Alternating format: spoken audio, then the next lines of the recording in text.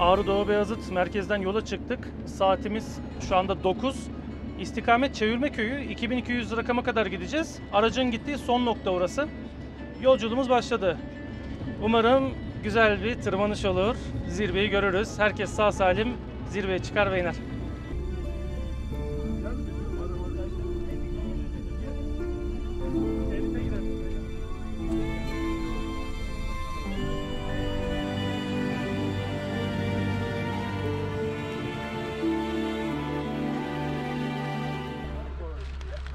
Şimdi Çevirme Köyü'ne ulaştık. Burada katırlarımız var.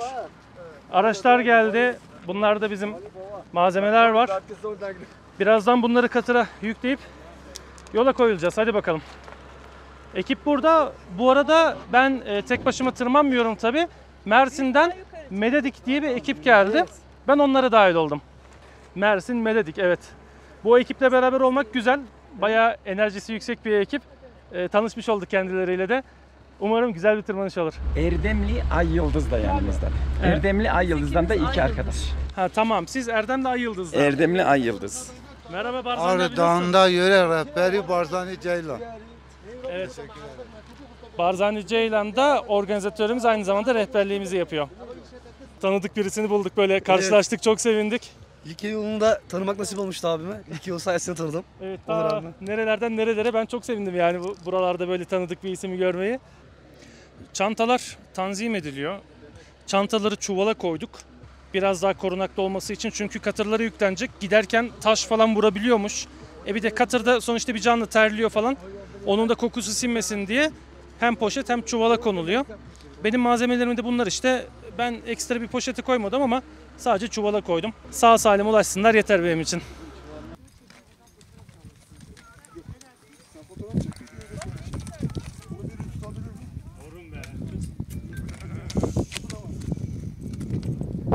Saatimiz 10'u 10 geçiyor. Grup olarak 3200 ana kamp alanında yürüyüşe başlamış bulunmaktayız.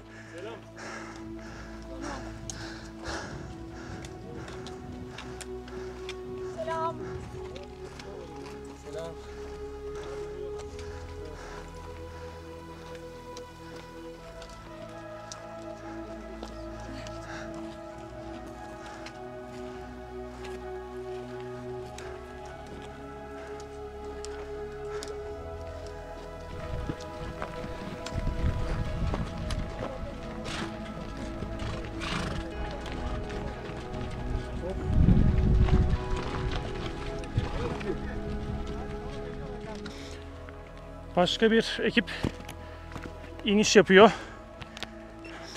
Bunlar yabancıymış. Bir nefes molası verdik şimdi. Ağrı Dağı, yani videodan çok dik gözükmüyor ama bayağı heybetli ve dik olduğunu söyleyebilirim. Ekibimizin neşesi yerinde. Motivasyonumuz yüksek. Güzel her şey.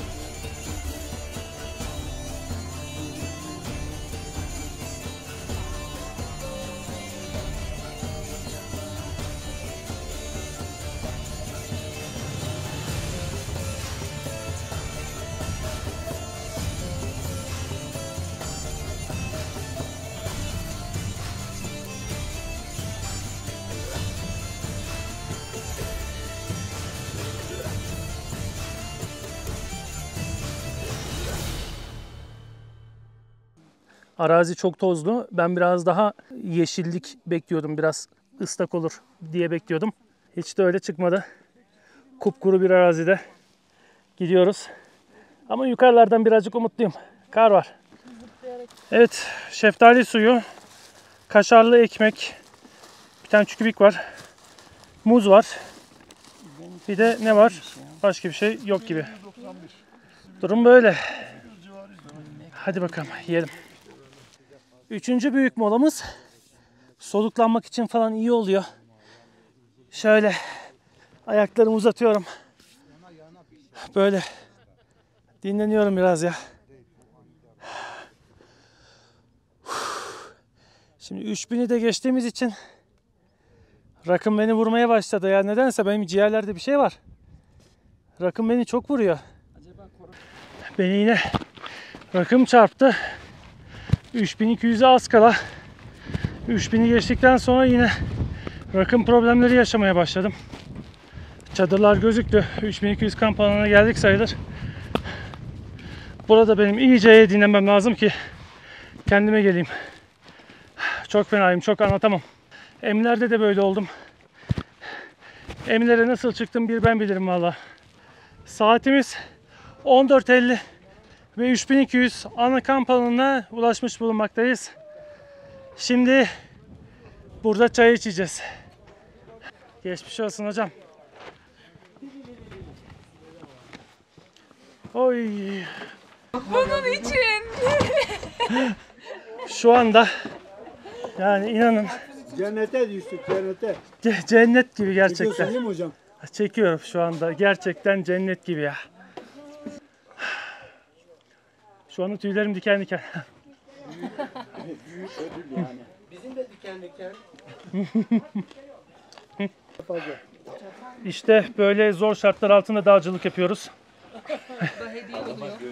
Yani böyle zorluklarımızı herkes görsün. Bakın. Masada yok. Yani Barzani Kolay. Bey'e teşekkür ediyoruz. Gerçekten bir kuş sütü eksik şurada. Nasıl bir Onu da biz sefalet? içmiyoruz zaten. şaka bir yana gerçekten de Barzani Bey'e teşekkür ediyoruz. Çok güzel oldu. Yani o yorgunlukla hadi gelin bir çay için dediler. Çadıra bir girdik. Ben sanıyorum ki böyle bir kuru bir masa olacak, bir de çay olacak. Oturacağız, çay içeceğiz sanıyorum. Şimdi oturduk. Buralara çadırlarımızı kuracağız.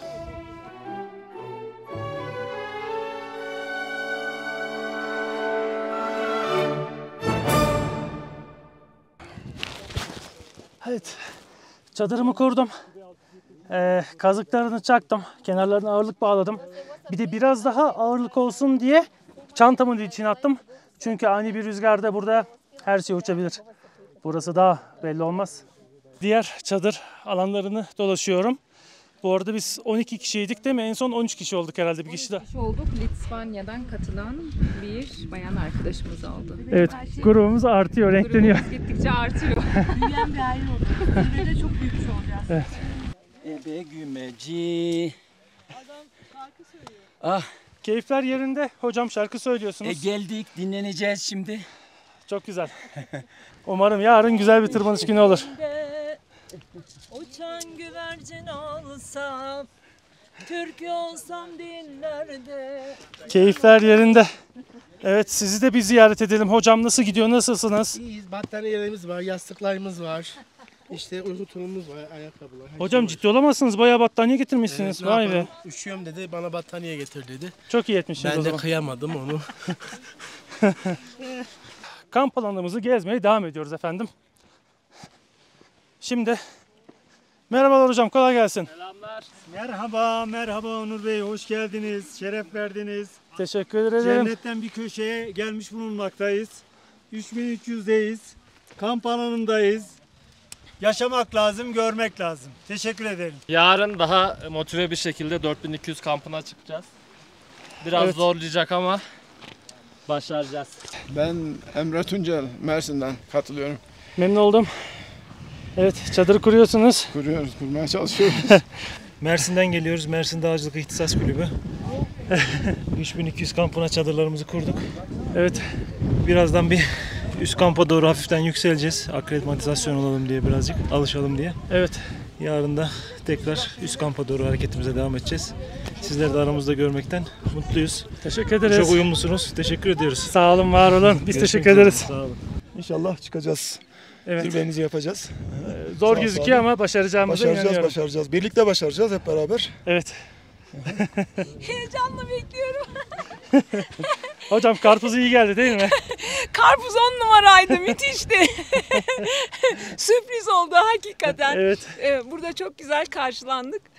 Ya iyi ki geldik diyorum. İyi ki geldik ama bir güzel tarafı da böyle Onur Bey gibi güzel insanlarla karşılaşmak, tanışmak.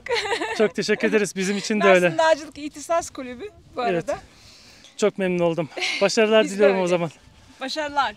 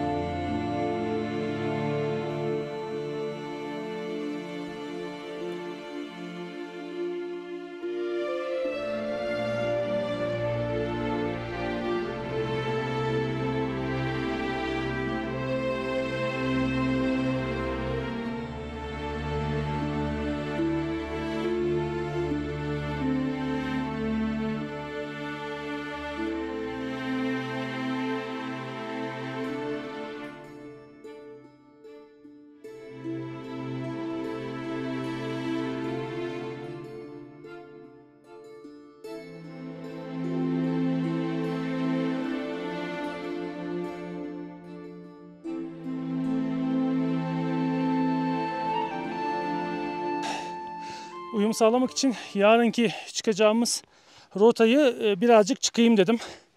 En azından hani 100 metre, 200 metre bile çıksam kârdır. Birazcık daha aklimatize olurum. Söyleyemedim. Ağrı Dağı'nın enteresan yer şekilleri, enteresan kayaları.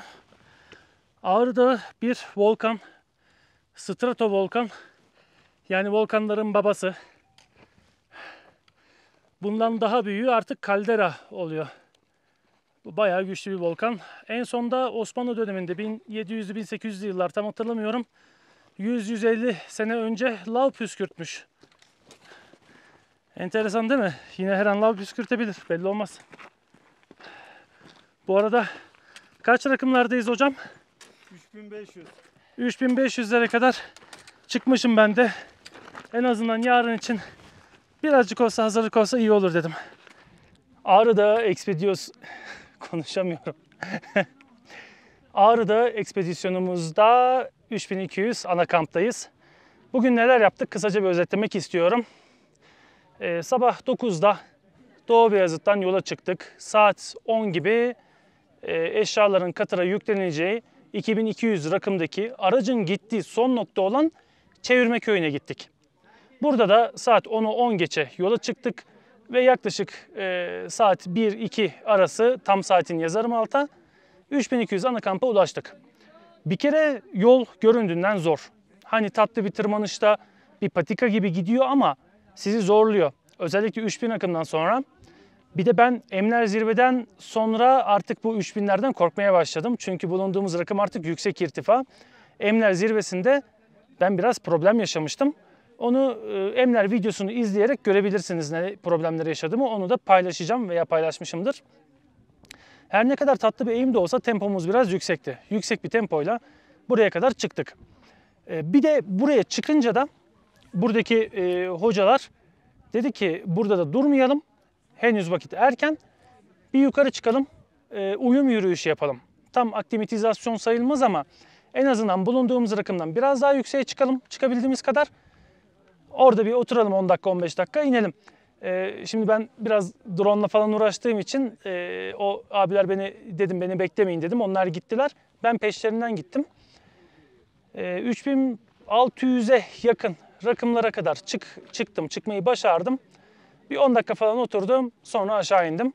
Aynısını 4200 kampta da yapmayı düşünüyorum. Eğer erken gidersek bir uyum yürüyüşü de yapacağım. Çünkü rakım beni biraz fazla etkiliyor. Yüksek irtifa bende olumsuz etkiler yaratıyor. Geldik. Şimdi günün en güzel sürprizi şuydu. 3200 rakıma geldik. Bayağı bir yorulduk. Hani bir yandan susuyorsun, acıkmışım, midem kazınıyor falan derken dediler ki gelin bir çay içelim dediler 3200 kampta Barzani abiler. Girdik çadıra, bir baktık ki yani ben sanıyordum ki sadece böyle kuru bir şey olacak, masa olacak, üstünde çay olacak sanıyordum. Yok, öyle değil. Bildiğiniz kral sofrası kurmuşlar. Özellikle böyle bir tırmanışta, böyle bir Ağrı Dağı'nda bu ilaç gibi geliyor insana. Ben buradan Barzani abiye ve bütün emek verenlere teşekkür ediyorum. Birazdan hava kararacak. Saat 7'de yemeğimiz var. Hava karardığı için yemekten güzel görüntü alamayabilirim. Sonrasında da artık gece fotoğrafları çekmeye çalışacağım. 3 dakikalık özetimiz şimdilik bu kadar olsun. Videoyu uzatıyor ama eminim izleyenler var. Ağrı Doğu Beyazıt'ın şehir ışıkları, tepede de ay. Kızıl kızıl ışıldıyor. Şimdi Ağrı Dağı'na gideyim, bir de Ağrı Dağı tarafını çekeyim.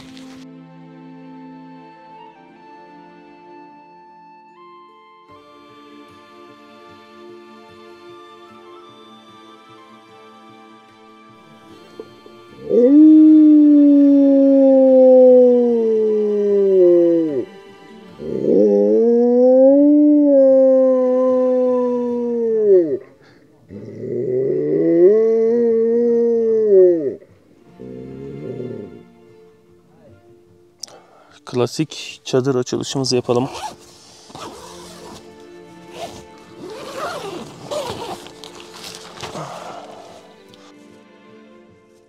Parça parça bulutlar. Hafif puslu bir hava. Saat 5:30. Ağrı Dağı'nın gölgesi piramit şeklinde. Üçgen şeklinde daha doğrusu. Bütün çadırlarımızı, eşyalarımızı topladık. Yine malzemelerimizi çuvala koyduk. Saatim 8:30. Kahvaltımızı da bir güzel yaptık. Güneş kremlerimi de sürdüm. Birazdan 4200 kampa doğru hareket edeceğiz. Hareket saati saat 9 olarak söylendi. Şimdi bir yarım saat falan oturup böyle bir kendime geleceğim. Hadi bakalım. Umarım muvaffak oluruz. Ufuk, hazırız değil mi? Evet, hazırız. İnşallah 4200'de sağ salim çıkacağız. Sonrasında zirve. Heyecanlı gerçekten ve biraz da endişeli. Yani yukarıda bünye nasıl tepki verecek falan bilmiyoruz. Umarım bütün olumlu sonuçlar bizi bulur.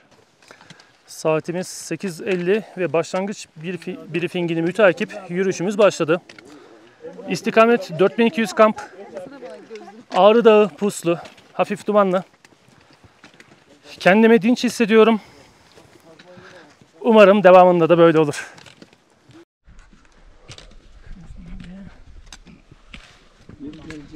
Ay pardon hocam.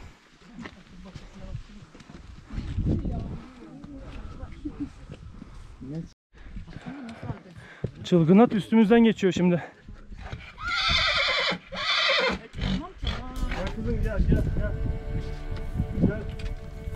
Ah garibim ya. Ne oldu kim bilir. Var hocam, var, bir derdi var.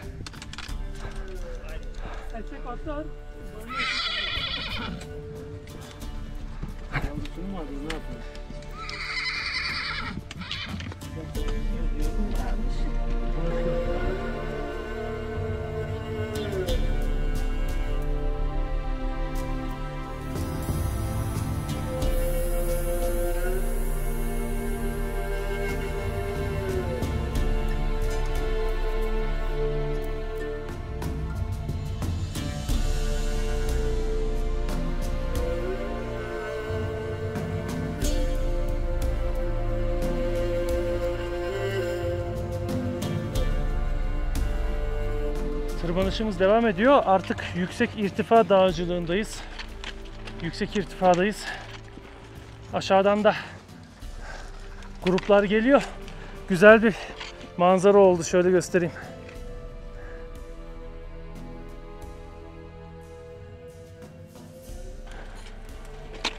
bizim ekip.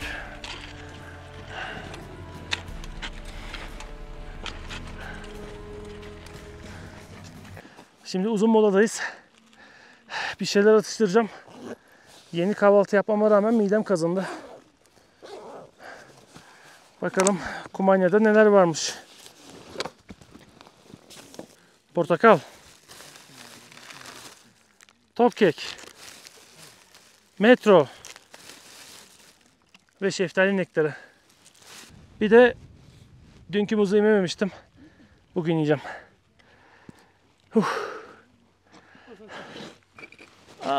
Hocam teşekkür ederim valla. Resul Bey çay ikram etti sağ olsun rehberimiz.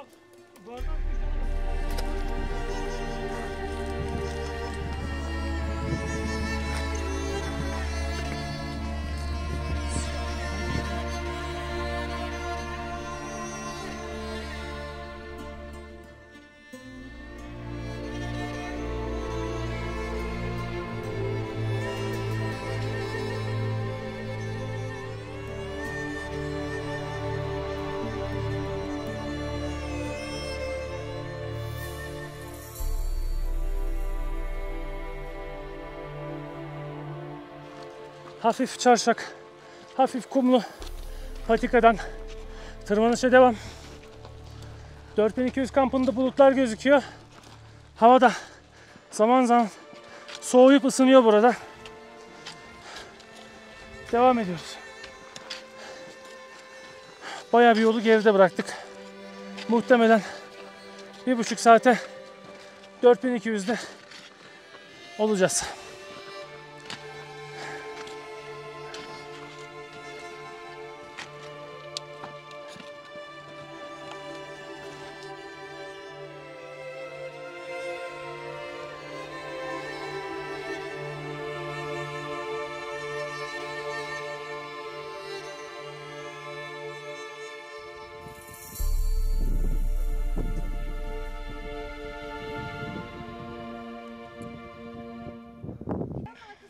Şu uçurumun arkasına. Kendimizi böyle yere attık. Niye attık biz de bilmiyoruz. Rakım çarpmaya başladı yine. Ama o kadar kötü değilim. Hani emlere çıktığım kadar ki kötü değilim. Şu anda baş dönmesi, mide bulantısı yok. Sadece bitkinlik, halsizlik var. Bir de hava yetmiyor. Nefes alıyorum. Sanki boşa çekiyorum gibi ya. Enteresan. Bu gece zirve yapan ekipler de dönüyor. Zirve yaptınız değil mi hocam? Yaptık hocam. Tebrikler hocam. Nasıl, güzel miydi yukarısı? Valla çok güzel ama bu gece hava çok kötü. Bu gece mi? Biz şanssızız yani ha. %80. Tüh. Kendimizi tebrik ediyoruz.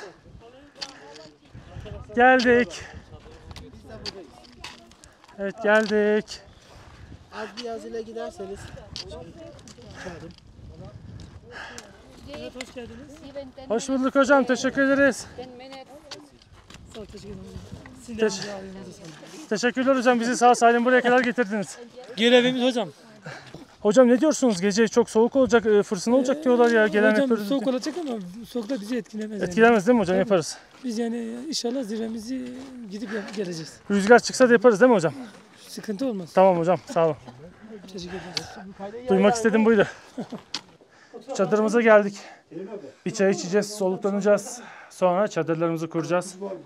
Yine Aşçı başımız buraya gelmiş. Resul hocam, Barzani hocamın ekibi bize yine çok güzel ikramlarda bulundular. 4200 kamp alanında şimdi çadırları kuracağız.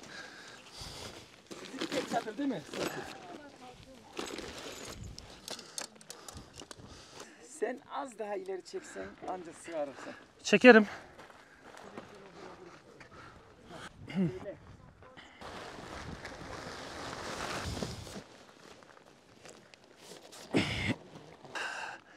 Çadırı da kurduk. Şimdi biraz sağlamlaştıracağım. Ondan sonrasını anlatırım artık. 4200 kamp alanı bayağı hareketli. Şu anda tırmanış sezonunun tam ortasındaymışız. En hareketli olduğu dönemler. Ermenistan, Rusya karışık bir grupmuş bunlar. Baya baya hareketli buraları. Evet, bizde Türkiye. Çok güzel bir atmosfer var burada. Yani güzel bir sosyal ortam ya. Herkese selamlaşıyorsunuz. Gerçekten dağ ortak bir dil. Dağ insanların ortak dili. 3200'den buraya gelişimizi de biraz anlatmak istiyorum. Öncelikle önceki gün kadar yorulmadık. Bunun sebebi zannedersem daha bir tempolu gelmemizdi. Tempoyu çok güzel tutturduk.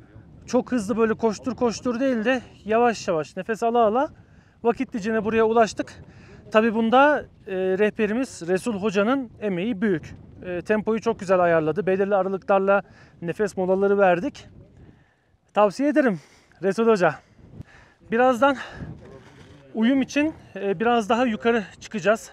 Aktivitizasyonu geliştirelim istiyoruz. Geceliğin de Ağrı Dağı zirve. Hava kötü olacakmış ama ben umutluyum.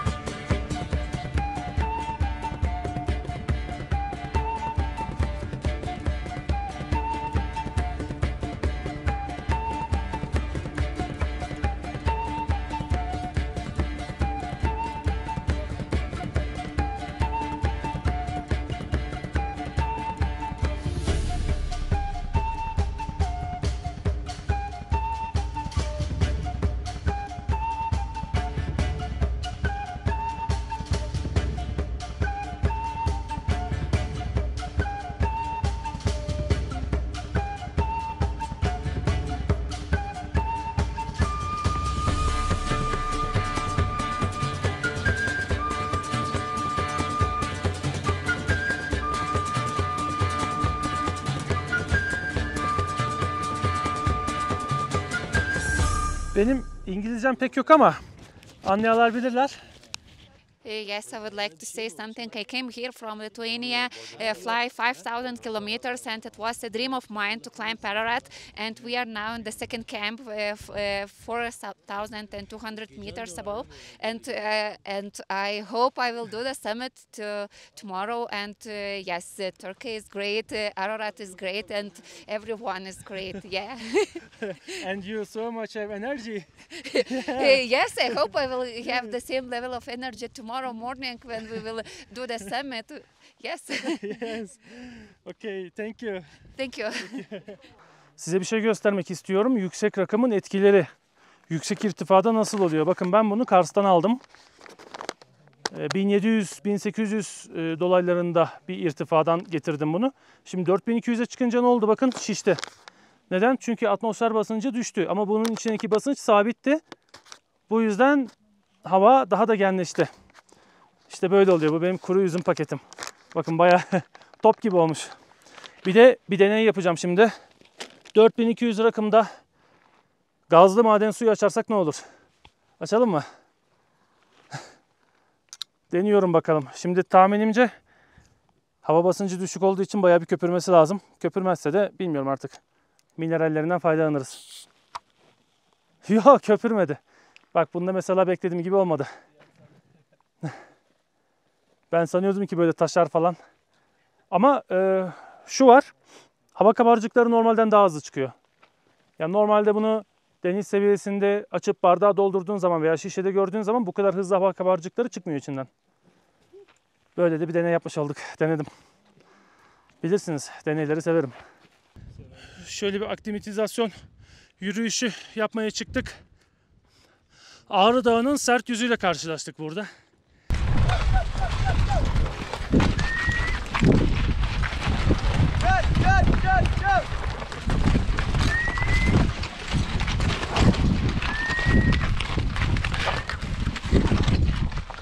Oy şuna bakın şuna, minicik. Kampımızdan bayağı bir yükseldik şimdi. Şimdiye kadar bir sorun yaşamadık. Şurada ucu gözüken de Küçük Ağrı Dağı. O da Türkiye'nin en yüksek 6. dağıydı yanlış hatırlamıyorsam. 6 olması lazım. Yine bir bakarım, teyit ederim.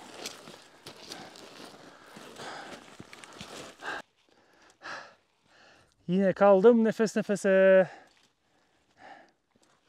Uyum olsun diye buraya kadar çıktık. Burada bir sırt hattı vardı. Tepenin yamacı.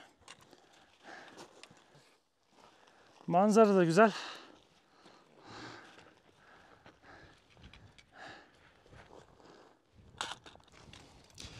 Tepede fotoğraflarımızı çekildik. Şimdi aşağı iniyoruz. 4200'e geri döneceğiz. Gecede zirve yolculuğu. Bakalım yine video çekebilirsem çekerim. Çekemezsem de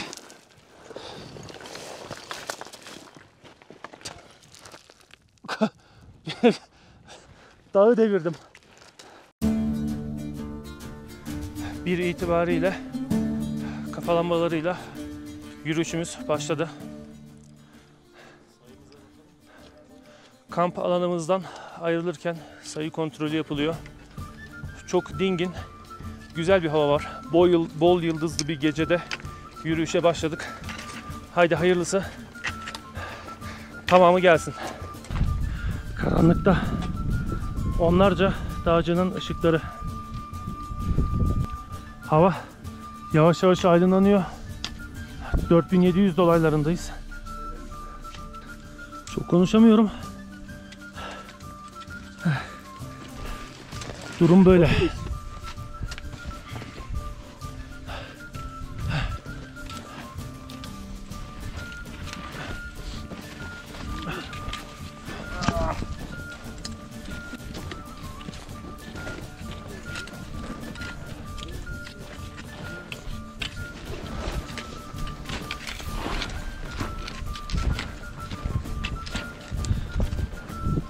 Gün ağardı. 4700'ü geçtik. Zirveye doğru ufak adımlarla ilerliyoruz. Solumuzda Küçük Ağrı. Bu bölgede İran sınırı. Bu tarafta Doğu Beyazıt.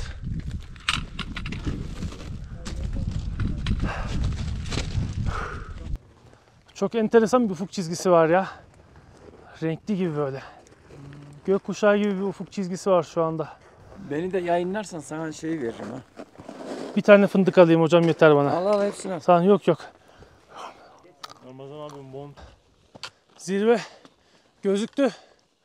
Plato da gözüktü. Ve yine Ağrı Dağı'nın üçgen gölgesi.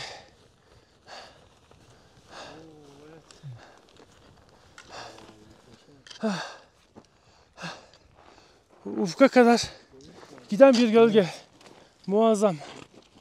Sırf şu manzara için bile değer. Ağrı Dağı Plato düzlüğüne az kaldı. İşte zirve burası. Oksijen azlığından dolayı çok yavaş ilerliyoruz.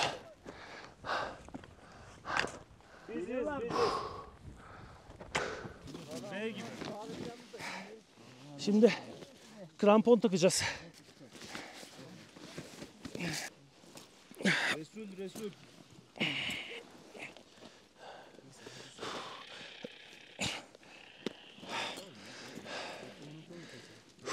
Neredesin? Bekleyelim mi seni biz? Bir tanesini bağladık.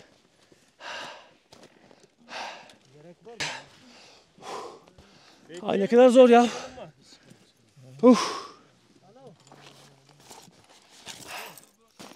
Ya bir şey yapıyoruz. 2 dakikada nefes nefese kalıyoruz ya. Anlaşıldı. Birazdan zirve kulvarına gireceğiz. Krampon şart. Çünkü buzulda gideceğiz. Hadi bakalım. Birazdan zirve kulvarı.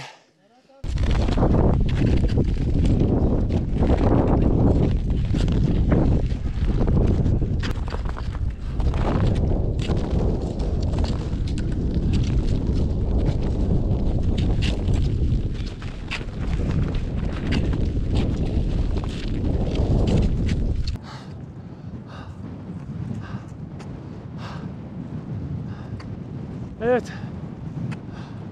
Fırtına çıktı. Ve zirve gözüktü.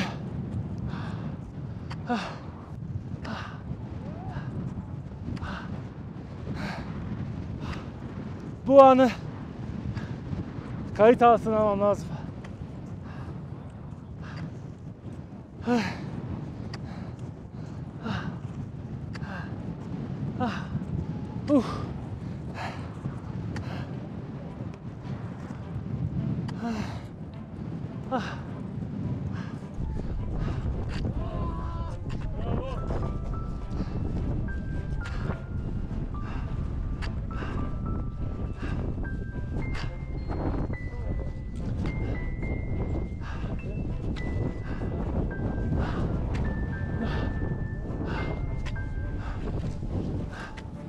Ve Ağrı Dağı'nın zirvesindeyiz.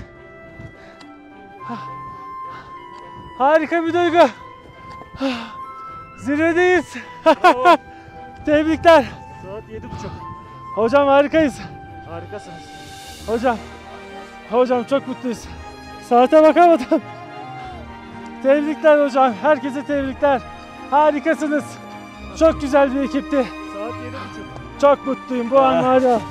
Süperdi. Hadi ayağına sağlık. Hocam. Sağ ol hocam. Ya harikasınız. Teşekkür ederim. İyi. Sizlerle Vallahi bu zirveyi yapmak harikaydı hocam. İnan ki Harikasınız hocam. İyi ki sizlerle bu zirveyi yaptık. Harikasınız. Hocam. Alpişim neredesin? Ulu önderimiz Mustafa Kemal Atatürk'ün bize bırakmış olduğu topraklarda Ağrı Dağı'nda 5137 metre yükseklikte Türkiye'nin en yüksek zirvesindeyim. Buraya geldiğim için inanılmaz mutluyum. Hayallerimin peşinden koşmamı sağlayan güzel eşim Zeynep'ime buradan sonsuz teşekkürlerimi iletiyorum. Aynı zamanda tırmanış boyunca bana motivasyon veren yabancı adam Mehmet Yağcı hocama da teşekkürlerimi iletiyorum. Sayın Cüneyt Ekicigil hocam seni de unutmadım ve Kars'tan sevgili kardeşim Batuhan seni de unutmadım. Hepinize selamlar, saygılar kalpten ve tabii ki de kıymetli aileme de en içten sevgilerimi gönderiyorum. Çok güzel bir gündü. Herkese selamlar, saygılar. Şimdi buradan ayrılık vakti geldi. Bir yandan güneş de açtı. Bulutlar hızlı hızlı geçiyor.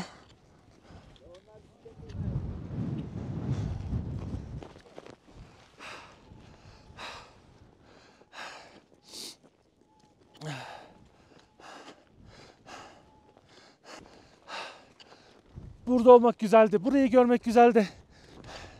Ve böyle bir ekiple olmak da güzeldi.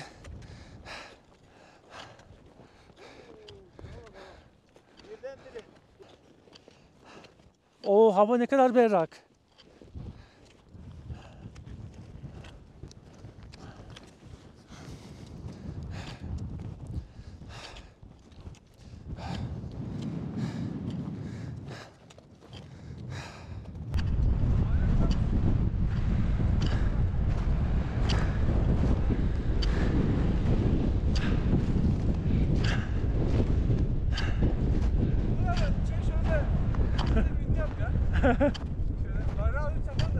Tamam.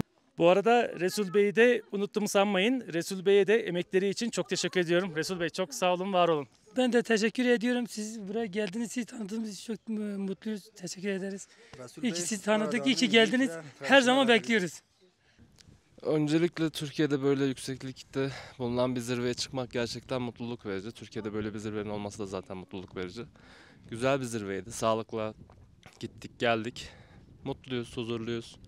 Bir de dün çok güzeldi. Sen dedin ya basacağız değil mi dedim böyle. Evet. Zirveye iyi bastık. Bastık, sonuna kadar bastık yani, yılmadık.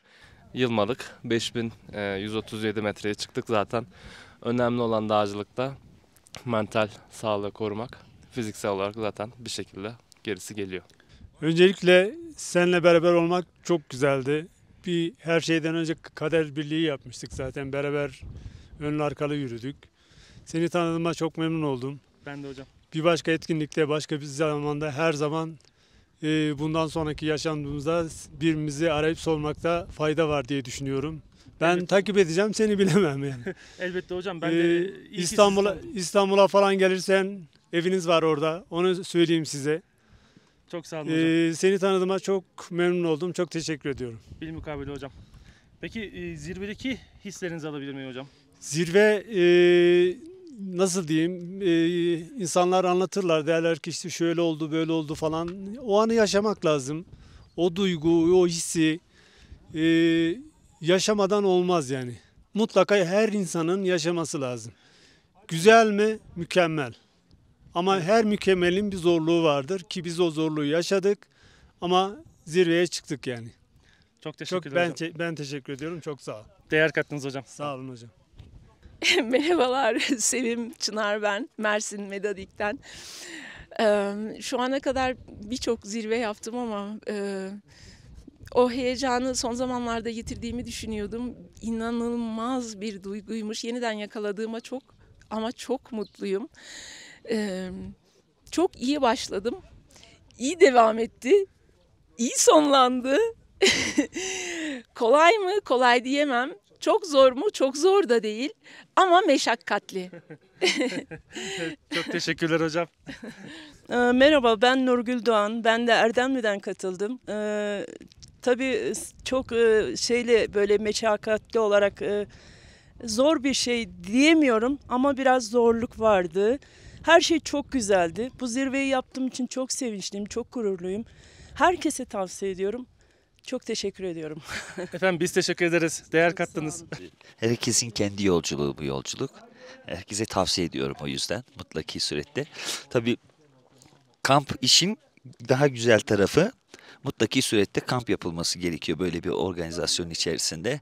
Kamp olmadan yüksek tırmanış olmaz. Her şey çok güzeldi. Zirveyi yaptık. Şimdi tekrar evimize geri döneceğiz. Evet, tadını doya doya Evet. yaşamışsın durumunun zirvenin. Yani, tadını doya doya yaşadık. Biraz zor oldu benim için ama güzel oldu. Tebrik ederiz. Bir Sağ olun, sonraki teşekkürler. zirvelerde başarılar dileriz. Teşekkürler. Teşekkür ederim, sağ olun. Metin Çınar ben, Mersin Dağcılık İhtisas Kulübü Medadik'ten.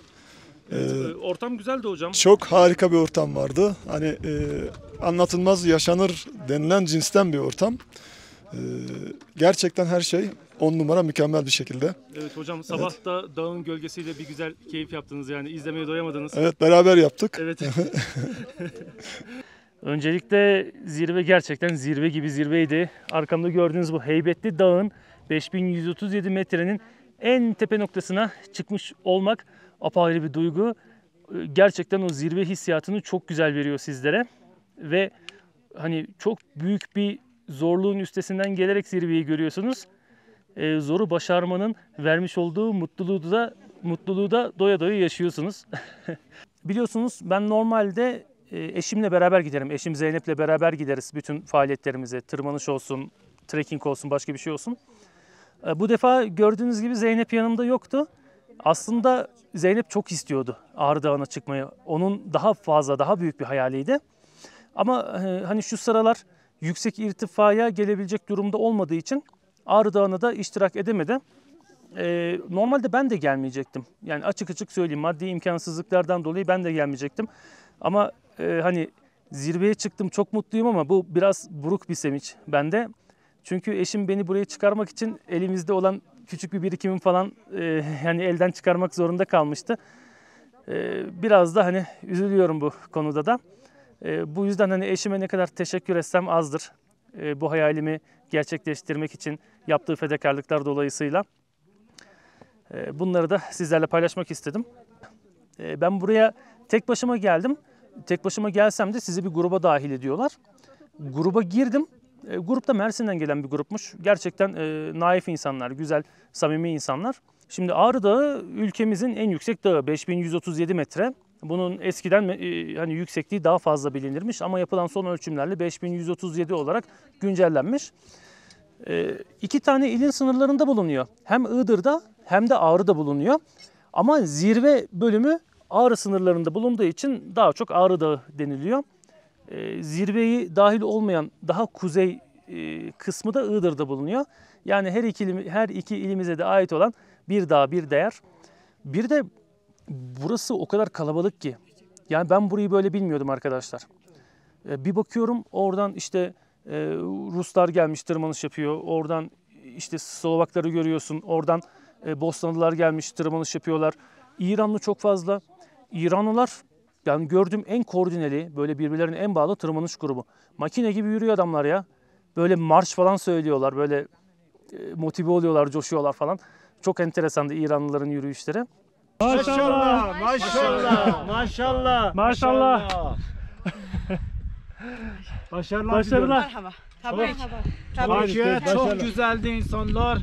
Çok beterdi adam. Teşekkürler. Nab be nab. Siz de öyle. Her ülkeden, her yerden insan görüyoruz ve bu da beni çok mutlu etti. Yani çünkü hani böyle bir değer var ve bu gerçekten de kıymetlendiriliyor. Bundan bu yöre halkı da faydalanıyor. Bir bakıyorsunuz işte atlar var. Bu arada burada katır yok. Bütün yükü atlar taşıyor. Atlar, at bakıcıları işte bir kazanç gelir sağlıyorlar. İşte ekmek yiyen çok bu işlerden rehberler var. Yani gerçekten benim çok hoşuma gitti. Bölgenin kalkınması açısından da çok önemli. Ağrı Dağı benim için büyük bir maceraydı. Gerçekten sevdim bu coğrafyayı. Ağrı Dağı aklımda hep güzelliklerle kalacak bir dağ. Bir kere organizasyon çok güzeldi. Şimdi buradan tekrar Batuhan arkadaşıma selamlarımı gönderiyorum Kars'tan. Aradım Batuhan'ı, ya dedim ben Ağrı Dağı'nı tırmanmak istiyorum, ne yapalım? Dedi ben sana bir isim vereceğim, arayacaksın dedi. Sağ olsun aradım. Verdiği isim de Barzani Bey. Barzani Bey'in kampına geldim. Şimdi yani nasıl desem, burada imkanlar beklediğimin çok çok üzerinde. Gerçekten çok fazla gelen giden var ve organizasyonu çok güzel yapıyorlar. Şimdi Ağrı Dağı'yla ilgili de hani nasıl bir hazırlık yapabilirsiniz? Çantanızda neler olması gerekir? Burada nelere dikkat etmeniz gerekir? Onlar da ayrı bir video konusu olsun. Bir de şunu da tekrar hatırlatmak istiyorum. Biliyorsunuz biz kıt imkanlarla maksimum bir hani video içeriği üretmeye çalışıyoruz. Desteklerinize ihtiyacımız var. Nasıl desteklerinize ihtiyacımız var? Bir kere hani onu artık söylemiyorum. Abone olun, beğenin falan. Şimdi kanalımızın bir katıl butonu var. Katıl butonuyla doğrudan bize destek olabilirsiniz. Her türlü desteklerinizi bekleriz. Çorbada benim de tuzum olsun istiyorsanız, Türkiye'nin değişik noktalarından böyle videolar izlemek istiyorsanız bize destek verebilirsiniz. O zaman bir sonraki videoda buluşmak dileğiyle diyorum. Hoşça kalın.